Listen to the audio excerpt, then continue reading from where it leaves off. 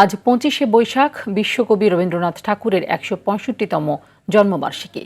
দিবসটি উপলক্ষে নওগাঁ, কুষ্টিয়া ও ময়মনসিংহে শুরু হয়েছে ৩ দিনব্যাপী জাতীয় অনুষ্ঠান।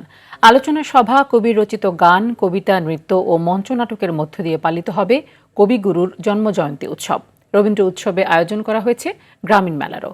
প্রতিনিধিদের পাঠানো তথ্য ও চিত্রে আরও জানাচ্ছেন লামিয়া তানজিন মাহমুদ। চিত্ত যেথা ভয় শূন্য, উচ্চ যেথা শির, জ্ঞান যেথা মুক্ত, যেথা গৃহের প্রাচীর। আজ ২৫শে বৈশাখ, বিশ্বকবি রবীন্দ্রনাথ ঠাকুরের ১৬৫তম জন্মবার্ষিকী। আজি এ প্রভাতে রবির কর, কেমনে পশিল প্রাণের পর, কেমনে পশিল গুহার আধারে।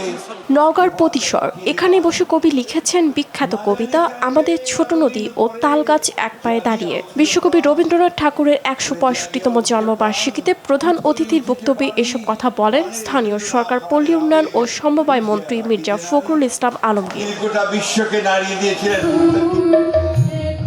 কবিতার মাধ্যমে বিশ্বকবির জন্মজয়ন্তী উদযাপিত হয়েছে ময়মনসিংহে। নগরের শিল্পাচার্য জয়নুল আবেদিন পার্কের বৈশাখী মঞ্চে আলোচনা ও সঙ্গীতানুষ্ঠানের মাধ্যমে পালন করা হচ্ছে দিনটি। কুষ্টিয়ার কুমারখালীর শিলাইদহের কুঠিবাড়িতে আজ থেকে শুরু হয়েছে ৩ দিনব্যাপী জাতীয় অনুষ্ঠান। রবীন্দ্র উৎসবে আয়োজন করা হয়েছে গ্রামীণ মেলারও। নানা রকম পোস্টার সাজিয়ে বসেছেন দোকানিরা।